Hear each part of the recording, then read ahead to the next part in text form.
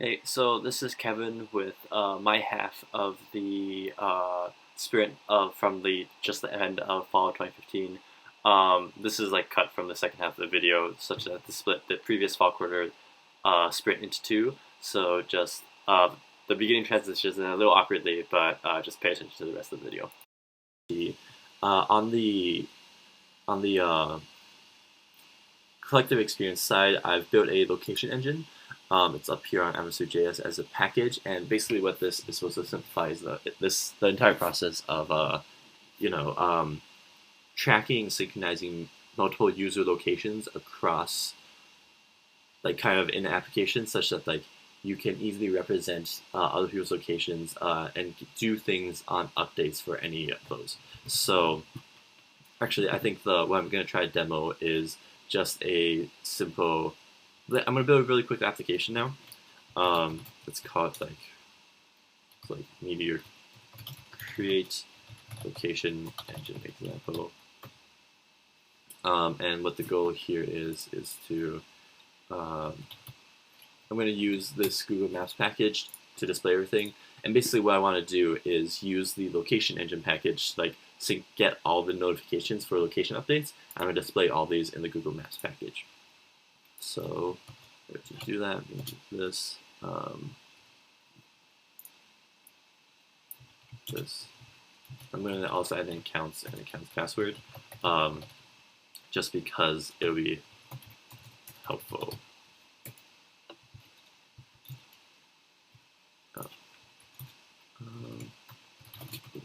First.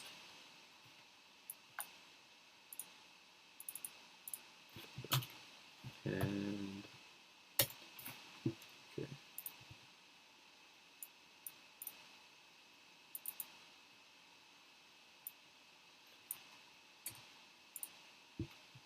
All right, so kind of like I'm gonna put in all the I'm gonna put in the components for this just to show just like initialize the map and indicate that like do all the code that's like not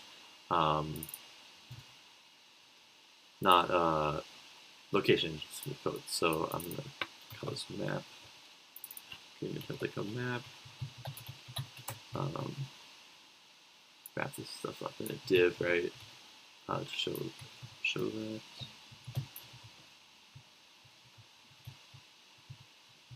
And then so this is do a map.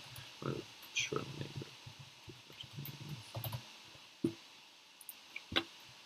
And this actually needs like a fixed size width and so on. So like I'll just do a quick style. Find px. Px. Oh, and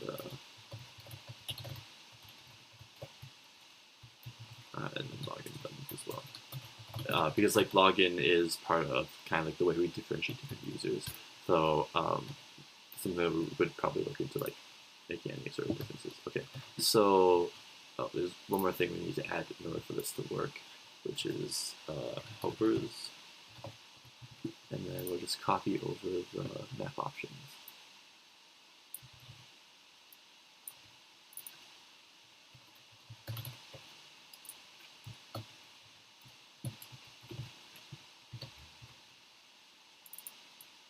Okay, so once this refreshes, you see that like right now we're just like showing a map that's like centered on like the location that's in the example, right?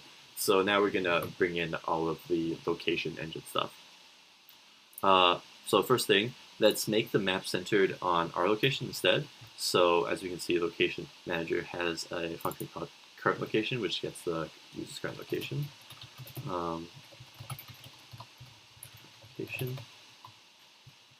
And this might like reload a few times depending on a few things. So it's good to just have this for like any sort of like live reloading. Whoops.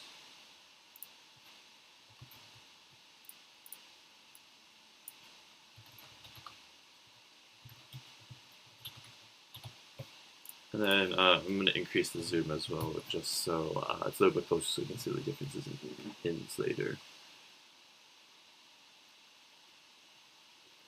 Oh, I'll also talk a little bit very briefly about the API here. So there's two main things that are like going to be very important is like track updates. So any like updates that you want to happen on your action, and then track others updates. So the way the arguments of this add transform is the data representation of location that you want to like eventually update. So in this case, I'm going to create a Google Maps pin in add transform, return that, and then in chain callback, I'm going to change location because when the location changes, and for move callback, just leave the marker off the map. So now, yeah, we're like centered around where I am right now in Park Evanston. Okay, so let's add in some actions on. Oops. So in Google Maps, in order to run something after the map loads, you need to like Google Maps.ready. So let's just do that.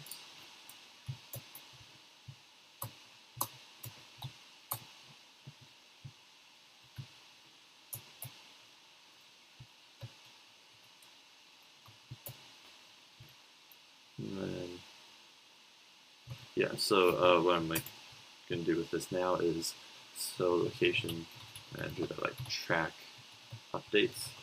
The first item is attached to this current template, and then I'm going to define a function set called like render marker, and then change marker like location. Same deal for dates is so the first one here is just like a query for like anything. Eventually I'm going to add in like we're going to add in methods like make that easier to like do based off of lobbies or like user profiles. Right now it's just for like some like specific latitude, longitude if you want people in a specific location. So render marker, change marker, and remove marker.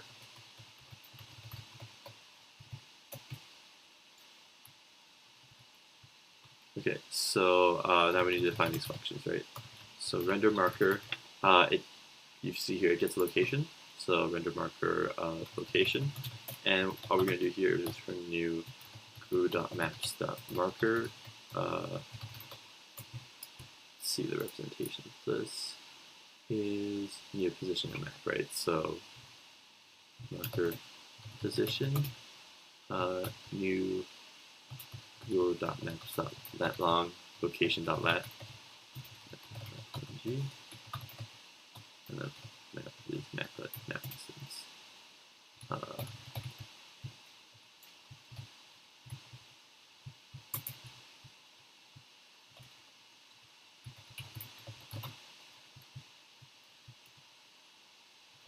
And in this case, it's you get a marker. So like basically what you create in the top, as well as a new location. So how this works is you just do marker.set position of new google.maps.lat long location.lat, and then finally move marker, change marker, not change location. In this case, and you only get the marker, and the marker just like set map to delete it. Okay, so let's see what we get from all of this. Sure, making a syntax error there. Okay, yeah, sorry about that. I actually realized it was a little bit like this scoping that was messed up, so I have to just change this to be a arrow function, so in block scope. So okay, so yeah, you can see right now my pin is dropped, and now actually I want to demonstrate the multiple user location. So, oops, I lost that.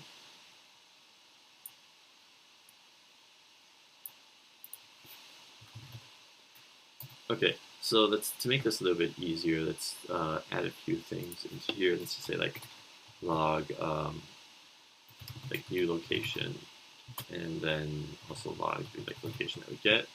And kind of, since I'm just sitting on my computer right now, it's a little bit hard for me to use change marker or remove marker, so I just leave it as blank, but you can kind of see render marker for multiple users now. So you see there's nothing here yet because like no one else has been added, but as soon as I click sign in, let's say make an account and sign in, so mine is rendered. They're probably like overlapping each other right now, but this actually probably needs to be reconnected as well.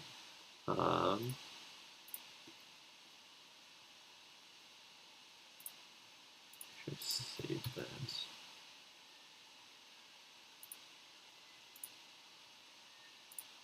Okay, yeah, it looks like it didn't save. So let's just see the results now. You can see that new location has been called twice for each of the users. And yeah, this will basically just be called for like any updates. And unfortunately, they are like exactly identical right now. And one of them has an ID because it comes from somewhere else. Okay, yeah, so that's it for my student video. Have a great break.